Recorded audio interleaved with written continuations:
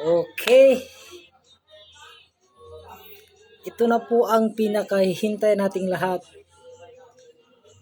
Actually, good morning mga brad and sis.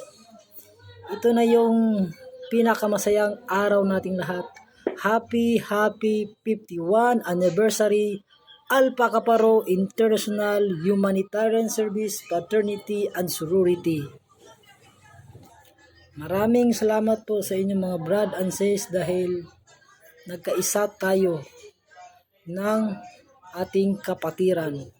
Sa buong mundo, iisa lang ang ating kapatiran. Saan sulok ka man pumunta, huwag kang mahihiya dahil kapatid mo sila. Okay?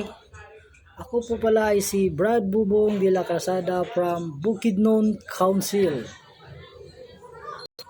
Sana po ipagpatuloy natin ang ating mga gawain sa ating mga kapatiran. Kung ano ang Alpha Kappa Rho International Humanitarian Service Fraternity and Sorority. Community service tayo at magtulungan sa ibang tao. At yun lang po. Happy 51 anniversary Alpha Kappa Rho. Long live